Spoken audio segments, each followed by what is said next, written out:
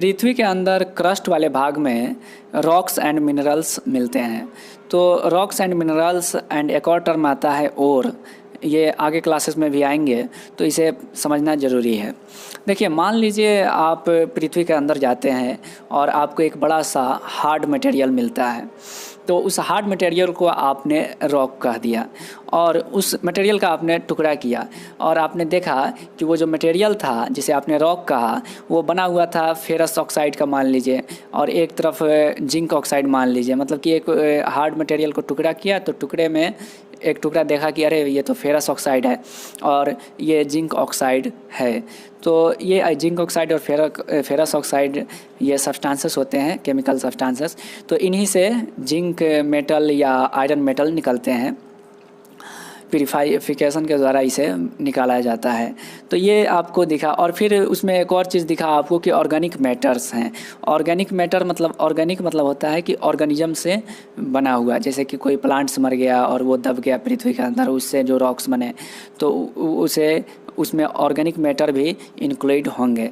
तो इस तरीके से आपको एक रॉक मिला और ये तीनों चीज़ मिले। तो आप अब रॉक को एक अच्छे तरीके से डिफाइन कर सकते हैं कि rock is a hard material composed of minerals and organic substances. तो ये आपका रॉक का डिफिनीसन हो गया।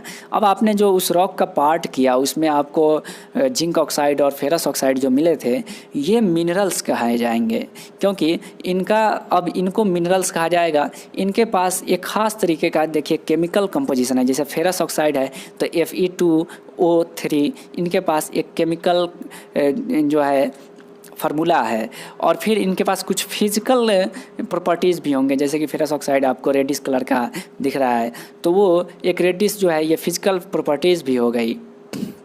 और ये प्राकृतिक के रूप से बनाए गए हैं, मतलब कि नेचर ने इसे बनाया है, और इसमें आपको ऑर्गेनिक चीज़ें नहीं मिलेंगी। मतलब कि प्लांट्स और एनिमल्स के जो रिमेन्स हैं, सड़े गले पदार्थ, वो सब आपको इसमें नहीं मिल रहे हैं। तो आपने उसे मिनरल नाम दे दिया। अब आप मिनरल्स को आसानी से ऐसे डिफाइन कर सकते हैं कि minerals are the inorganic naturally occurring substances that have unique chemical structure and physical properties। अब मान लीजिए आपको वहीं पे एक ऐसा रॉक मिला, मतलब पत्थर ही मिला, जिसमें आपको दिखा कि फेरिक ऑक्साइड या फेरस ऑक्साइड, मतलब कि आयरन का ऑक्साइड बहुत ज़्यादा है और इसमें जो इम्प्योरिटीज़ हैं बहुत कम है, मतलब कि आयरन का मात्रा उसमें बहुत ज़्यादा है। तो ऐसे रॉक मिला जिसमें आप सोचिएगा कि आसानी से इसमें से बहुत मात्रा में आयरन निकल जाएगा और आयरन से हम लोग औजार बनाएंगे ये सब।